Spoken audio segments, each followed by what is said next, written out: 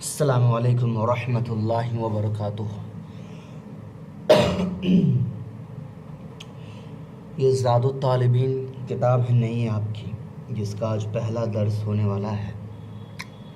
اس کتاب میں اس درس میں جتنی بھی چیزیں ہیں اس کو میں پہلے ہی درس میں بتا دیتا ہوں، تاکہ آگے کی درس میں ان چیزوں کو دہرانے کی ضرورت محسوس نہ ہو۔ اس کتاب کو، یہ اصل میں حدیث کی کتاب ہے، لیکن اس حدیث کی کتاب کو حدیث سکھانے کے لیے کم اور نحو اور صرف سکھانے کے لیے زیادہ لکھی گئی ہے۔ یعنی اس میں آپ کو حدیثیں تو ملیں گی کیونکہ یہ حدیث کی کتاب ہے، لیکن اس حدیث کی کتاب کو لکھا اس لیے گیا ہے تاکہ نحوی اور صرفی ترکیبیں ہمیں اچھے طریقے سے ذہن میں بیٹھ جائیں۔ اب نحوی اور صرفی ترکیبیں کا مطلب یہ ہے کہ یہاں جملے اسمیہ کی بھی آپ کو پریکٹس کرائی جائے گی، جملے فعلیہ کی پریکٹس کرائی جائے گی، اور بھی جو دیگر جملے ہیں ان کی آپ کو یہاں پریکٹس کروائی جائے گی۔ جملے اسمیہ، چونکہ یہاں جو پہلا باب کی جو پہلی حدیث ہے، آپ دیکھ رہے ہوں گے کہ یہاں آپ کا الجملۃ الاسمیۃ لکھا ہوا ہے۔ تو جملے اسمیہ یہاں لکھا ہوا ہے، اس کا مطلب یہ ہے کہ اب نیچے آنے والی جتنی بھی حدیثیں ہوں گی وہ ساری کی ساری جملے اسمیہ سے ہوں گی۔ تو اس سے آپ کو ایک پریکٹس ہو جائے گا حدیث کو سمجھنے کا ابھی سے ہی، کہ جملے اسمیہ یعنی سے کیسے شروع ہوتا ہے، جملے فعلیہ سے کیسے حدیث شروع ہوتی ہے، اس کا ترجمہ کیسے ہوتا ہے۔ یہ ساری چیزیں آپ یہاں سیکھ جائیں گے اس کتاب کے ذریعے سے۔ اب جملے اسمیہ سے جو ہے وہ درس شروع ہوا ہے، تو جملے اسمیہ کے بارے میں دو تین باتیں یاد رکھ لیجئے۔ حالانکہ آج ہم لوگ جملے اسمیہ شروع نہیں کریں گے، بلکہ جو اس باب کی جو پہلی حدیث ہے اس کی تشریح تھوڑا زیادہ اچھے طریقے سے کریں گے، کیونکہ یہ ہماری پہلی حدیث ہوگی اس کتاب کی، تو پہلا سبق تھوڑا اچھے طریقے سے بہت گہرائی کے ساتھ پڑھانی چاہیے۔ تو الجملۃ الاسمیہ کے بارے میں پہلے جان لیجئے تاکہ آپ کا ذہن رہے، تاکہ اگلے ویڈیوز سے جب آپ کے پاس یہ کتابیں کی ویڈیوز جائیں تو سمجھ میں آ جائے۔ جملے اسمیہ اس جملے کو کہتے ہیں جو اسم سے شروع ہوتا ہے، یعنی کہ عام طور پر اسم سے صرف ایک ہی جملہ شروع ہوتا ہے اور وہ ہوتا ہے مبتدا خبر۔ تو مبتدا خبر سے جو جملہ مبتدا اور خبر ہوتی ہے وہ جملے اسمیہ کہلاتی ہے۔ مبتدا خبر ایک مکمل جملہ بناتا ہے۔ مبتدا ہمیشہ معرفہ ہوتا ہے اور خبر ہمیشہ نکرہ ہوتا ہے، لیکن عام طور پر کبھی کبھی ایسا ہوتا ہے، کچھ ایکسیپشنز ہوتے ہیں جہاں پر خبر بھی جو ہے وہ نکرہ نہیں رہتا بلکہ مبتدا معرفہ ہو جاتا ہے۔ یعنی رول تو کیا ہے، قاعدہ یہ ہے کہ مبتدا ہمیشہ معرفہ ہوگا، خبر ہمیشہ نکرہ ہوگی، لیکن کچھ جگہ ایسی ہیں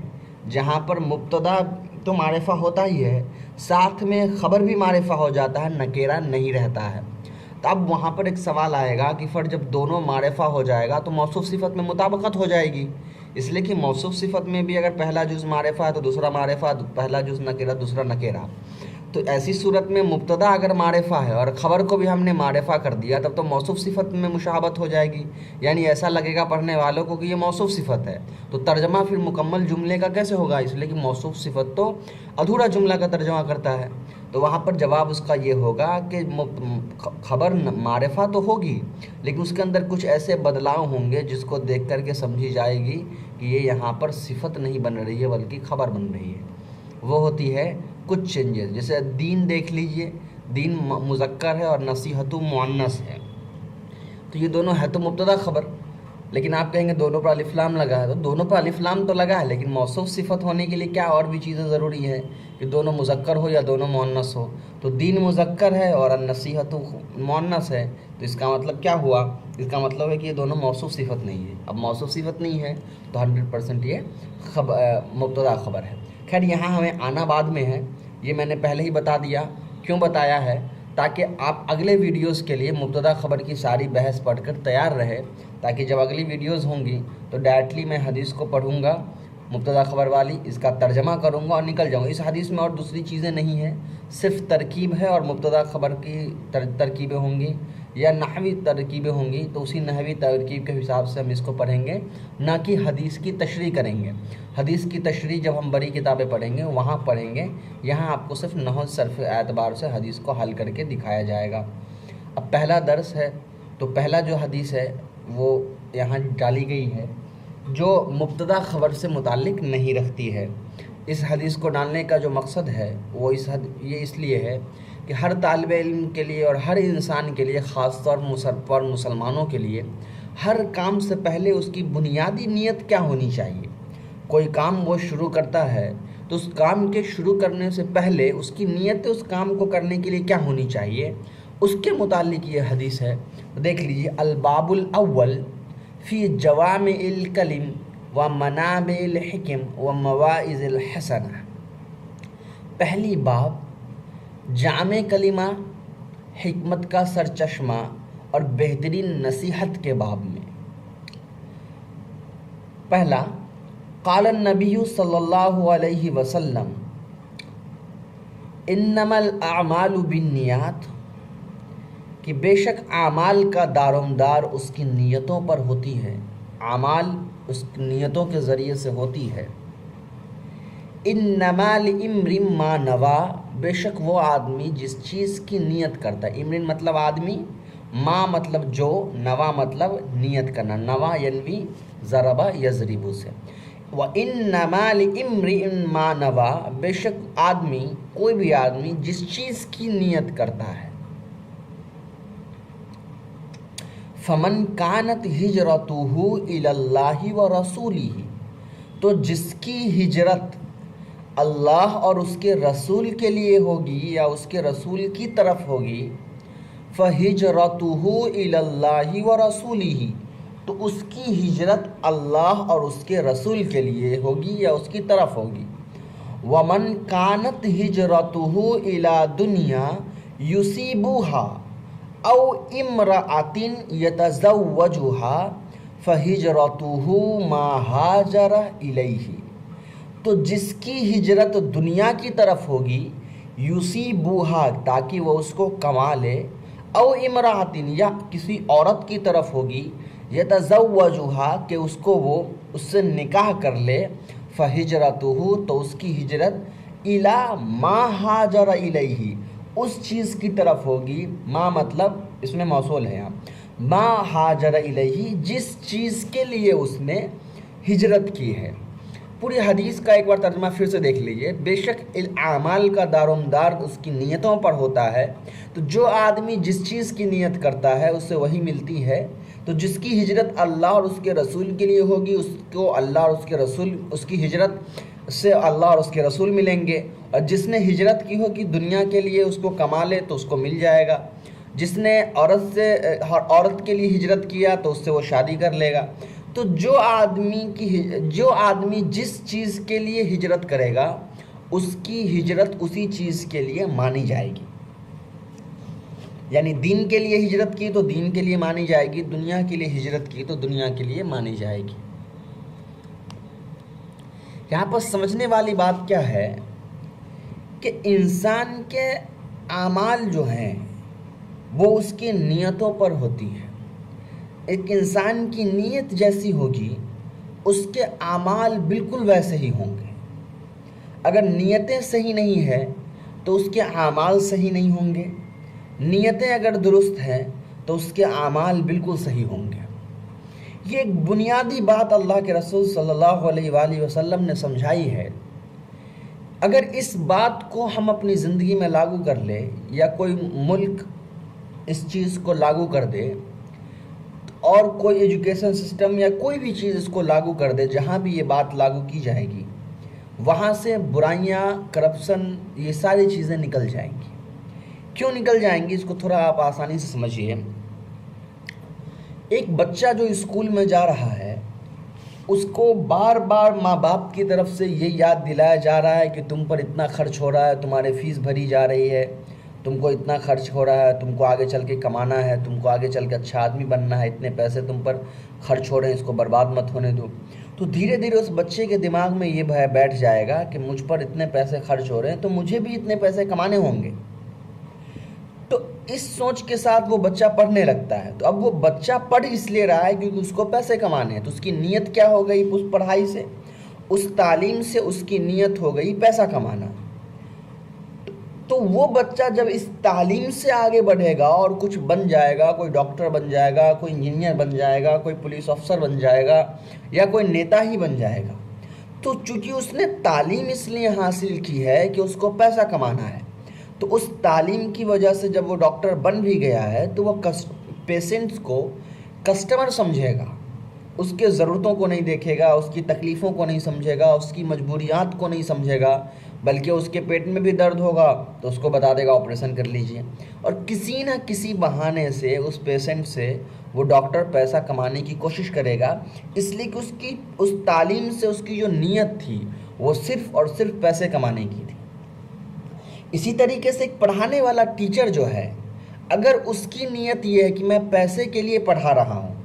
تو وہ پیسے کے لیے اگر پڑھانے کی نیت کر کے پڑھانے جائے گا تو وہ اسکول میں کم پڑھائے گا اور اپنے بچوں کو کوچنگ میں زیادہ بلائے گا کہ میری کوچنگ میں آ کر پڑھو۔ کیوں؟ اس لیے کہ اب اس کو اس تعلیم سے بچوں کے فیوچر نہیں دیکھنا ہے، بلکہ اس تعلیم سے اس کو اپنے لیے پیسے کمانے ہیں۔ تو یہ نتیجہ ہوتا ہے کسی بھی نیت کا۔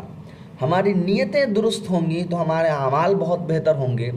ہماری نیت درست نہیں ہوگی تو ہمارے اعمال بالکل بھی بہتر نہیں ہو سکتے، چاہے وہ اعمال دنیا کے ہو یا دین کے ہو۔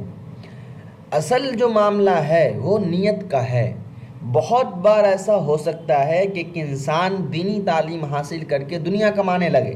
کیونکہ اس کی نیت دینی تعلیم سے دنیا حاصل کرنا ہو، اور بہت بار ایسا ہو سکتا ہے اور ہوتا ہے کہ ایک انسان دنیاوی تعلیم حاصل کرتا ہے لیکن اس کی نیت یہ ہوتی ہے کہ وہ دین کی مدد کرے گا، تو اپنے دنیاوی تعلیم سے وہ دین کی خدمت کر جاتا ہے اور اپنی آخرت بنا لیتا ہے۔ تو یہ معاملہ ہے نیت کا۔ اب یہ معاملہ جس انسان کے اندر بھی آ جائے گا، جس انسان کے اندر بھی نیت کو صحیح بنانے کا، نیت کو جانچنے پرکھنے کا ہنر آ جائے گا، وہ انسان اپنی دنیا اور آخرت کی زندگی کو بہتر طریقے سے جی پائے گا۔ اس لیے کہ ایک انسان دنیا میں اپنی زندگی گزارے اور دنیا میں وہ اس چیز کے ساتھ اپنی زندگی گزارے کہ میں جو بھی کچھ کر رہا ہوں وہ صرف اللہ کے لیے کر رہا ہوں، تو اس کو پھر اس چیز کا غم نہیں ہوگا کہ میں کسی کے ساتھ اچھائی کا معاملہ کر رہا ہوں تو میرے ساتھ کوئی برائی کا معاملہ کیوں کر رہا ہے، میں کسی کے ساتھ اچھے طریقے سے بات کر رہا ہوں تو کوئی میرے ساتھ برائی طریقے سے بات کیوں کر رہا ہے، بلکہ وہ یہ سوچے گا کہ میری نیت صاف ہے، میں اللہ کے لیے کر رہا ہوں، میں اللہ کے لیے رشتہ بنا رہا ہوں، میں اللہ کے لیے رشتے جوڑنے کی کوشش کر رہا ہوں، میں اللہ کے لیے لوگوں سے بات کر رہا ہوں، تو اس کو کوئی فرق پھر اس چیز کا نہیں پڑے گا کہ لوگ اس کے بارے میں یا لوگ اس کو کیا کہتے ہیں۔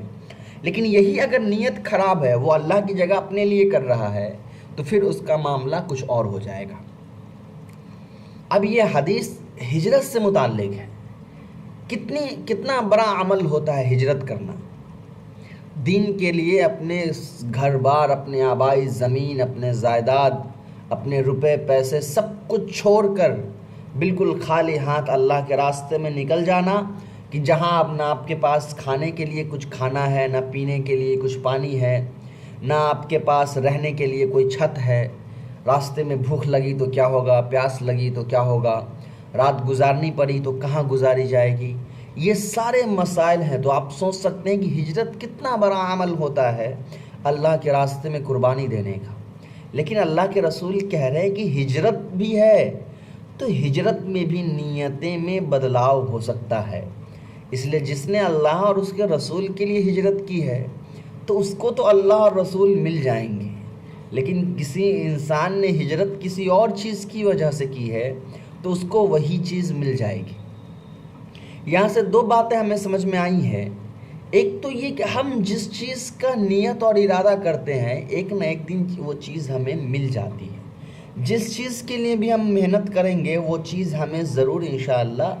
حاصل ہو جائے گی۔ یہاں اللہ کے رسول نے یہ نہیں کہا کہ اگر کوئی عورت کے لیے ہجرت کرتا ہے یا دنیا کے لیے ہجرت کرتا ہے تو اس کی ہجرت نہیں ہوگی اور اس کو ہجرت سے وہ چیز نہیں ملے گا، فائدہ نہیں ملے گا، بلکہ یہاں پر یہ کہا کہ وہ مل جائے گا۔ عورت کے لیے اگر ہجرت کی ہے کہ کوئی عورت پسند آ گئی ہے اس کے لیے وہ ہجرت کر رہا ہے تو عورت مل جائے گی، اس لیے کہ اللہ تعالیٰ کا ایک انصاف ہے، کوئی انسان محنت کرتا ہے تو اس کو وہ چیزیں ملتی ہیں، ہاں اس کا ثواب آخرت میں ملے گا یا نہیں ملے گا یہ اللہ کے ہاتھ میں ہوتا ہے۔ اب یہاں پر جو ہے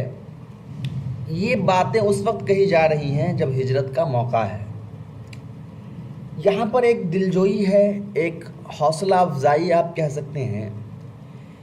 اور آگے آنے والی تمام مصیبتوں سے کیسے نپٹا جائے اس کا ایک اللہ کے رسول صلی اللہ علیہ وآلہ وسلم نے ایک طریقہ سکھلایا ہے۔ اس کو آپ ایسے سمجھ لیجئے کہ کسی انسان کے دل کے اندر یہ بات بیٹھا دی گئی کہ تم دنیا میں جو کچھ بھی کر رہے ہو اس کا فائدہ تم کو ملے گا، اور تم اگر اللہ کے لیے کچھ کر رہے ہو تو ایک نہ ایک دن تم کو اللہ مل جائیں گے، تو وہ اپنی پوری زندگی پھر اللہ کو ڈھونڈنے میں لگا دیتا ہے۔ اس کو مثال کے طور پر آپ ایسے سمجھ لیجئے، کسی بچے کو ڈاکٹر بننا ہو اور اس کے ماں باپ اس کو میڈیکل کالج میں ایڈمیشن کروا دیں،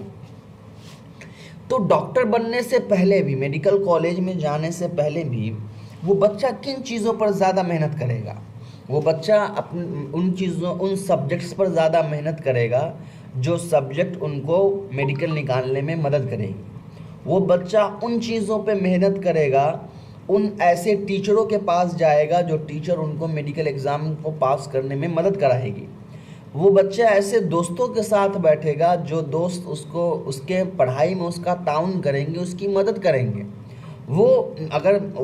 میڈیکل میں جانا چاہ رہا ہے تو وہ انجینئرنگ کے سیکٹر کو نہیں چنے گا، وہ میڈیکل میں جانا چاہ رہا ہے تو انجینئرنگ والے سبجیکٹ وہ نہیں چنے گا، اس لیے کہ اس نے جس نیت کی ہے ڈاکٹر بننے کی، تو ڈاکٹر بننے کے لیے جتنے چیزیں کا کرنا اس کے لیے ضروری ہے وہ تمام چیزوں کو وہ کر گزرے گا، اور جن چیزوں سے جو چیزیں اس کو نہیں کرنا ہے، غلط دوستی نہیں کرنی ہے، غلط سبجیکٹ نہیں چننا ہے، غلط دوستوں کے ساتھ نہیں جانا ہے، وقت نہیں برباد کرنا ہے، وہ ساری چیزوں سے وہ بچے گا، اس لیے کہ اس کی نیت ابھی ڈاکٹر بننے کی ہے۔ تو اس کی نیت ڈاکٹر بننے کی ہے تو اس کے اعمال بھی وہی ہوں گے جو ڈاکٹر بننے کی طرف اس کی مدد کریں گے، اور ان اعمال سے وہ بچے گا جو اس کو ڈاکٹر بننے سے روک دے۔ تو اب کسی انسان نے دنیا میں رہتے ہوئے یہ نیت کر کر اپنی زندگی گزاری ہے کہ مجھے ہر حال میں اللہ سے ملنا ہے، اللہ تعالیٰ کے لیے کرنا ہے، آخرت کو سنوارنا ہے۔ تو آخرت کو سنوارنے میں، اللہ سے ملاقات کرنے میں دنیا میں جتنی پریشانی آئیں گی وہ تمام پریشانیوں کو وہ گزار لے گا، تمام پریشانیوں کو وہ جھیل لے گا، اور وہ ہر اس کام سے وہ اپنے آپ کو بچا لے گا جو کام اس کو اللہ سے دور کر رہی ہو یا آخرت سے دور کر رہی ہو۔ تو سمجھ گئے اتنی باتیں؟ تو نیت کا بہت بڑا دخل ہوتا ہے ہر ایک کام میں۔ ایک چھوٹا سے چھوٹا کام بھی بہت بڑی نیت کی وجہ سے وہ بہت بڑا کام بن جاتا ہے، اور بہت بڑا کام بھی ایک چھوٹی سی نیت یا نیت نہ ہونے کی وجہ سے ضائع ہو جاتے ہیں۔ تو ہماری زندگی کے ہر لمحے میں ہمیں اپنی نیتوں کا جائزہ لینا بہت ضروری ہے۔ جب ہماری آنکھیں کچھ دیکھیں تو اس وقت ہمارے دل کے اندر یہ خیال ہو کہ میری آنکھیں یہ چیز کیوں دیکھ رہی ہیں۔ میرا زبان کچھ کہے تو اس وقت میرے دل کے اندر فوراً میں اپنے دل کی نیتوں کو ٹٹولوں کہ میری زبان یہ باتیں کس نیت کے ساتھ کہہ رہی ہے۔ میرے کان کچھ سنے تو اس وقت پھر میں اپنے دل کو ٹٹولوں اور پوچھوں کہ میرا کان یہ باتیں کیوں سن رہا ہے۔ یہ بہت ضروری چیز ہے، بہت اہم چیز ہے کہ ہر انسان اپنی زندگی کے ہر لمحے میں، ہر قدم اٹھاتے وقت اپنی نیتوں کا جائزہ ضرور لے کہ اس کی نیت کیا ہے، اس کام کے کرنے کے پیچھے اس کی نیت کیا ہے۔ اس لیے کہ جیسے نیتیں ہوں گی وہ انسان ویسا ہی کام کرے گا۔ اگر کسی انسان کو صرف پیسے کمانے سے مطلب ہے، اس کی نیت صرف پیسے کمانے ہو گئی، تو پھر وہ حرام اور حلال کی تمیز نہیں کرے گا، وہ لوگوں کے تکلیفیں، لوگوں کے درد کو وہ محسوس نہیں کرے گا، بلکہ اس کی نیت صرف پیسہ کمانے تھی تو وہ پیسہ کمانے میں ہر حد کو وہ پار کر جائے گا۔ تو اسی لیے ہماری زندگی کے ہر لمحے میں ہمیں اپنی نیتوں کا ہمیشہ جائزہ لینا چاہیے کہ میں پڑھ رہا ہوں تو کیوں پڑھ رہا ہوں، میں پڑھا رہا ہوں تو کیوں پڑھا رہا ہوں۔ یہ ساری چیزیں بہت زیادہ ضروری ہوتی ہے ہماری زندگی کے لیے۔ تو اللہ سے دعا ہے کہ اللہ تعالی ہم ہر ایک بندے اور بندیوں کو بہتر نیت کے ساتھ بہتر زندگی گزارنے کی توفیق عطا فرمائے، اور بہتر نیت کا صلہ ہمیں آخرت میں بہتر درجے عطا کر فرمائے، آمین۔ کل سے انشاءاللہ یہ جملہ اسمیہ کا درس آپ کا شروع ہو جائے گا۔ اس کے پڑھنے کا طرز صرف یہ رہے گا کہ میں ترکیب کروں گا، ترجمہ کروں گا اور آگے بڑھ جاؤں گا، اس لیے کہ اس میں حدیث کی ایکسپلینیشن ہے۔ ہاں کہیں کہیں پہ کوئی حدیث ایسی رہے گی جو پیچیدہ ہوگی، سمجھنے میں مشکل ہوگی، تو اس کو انشاءاللہ تھوڑا بہت میں ایکسپلین بھی کر دوں گا، ورنہ اس حدیث کو نارملی پڑھتے ہوئے نکلنا ہے۔ السلام علیکم ورحمۃ اللہ وبرکاتہ۔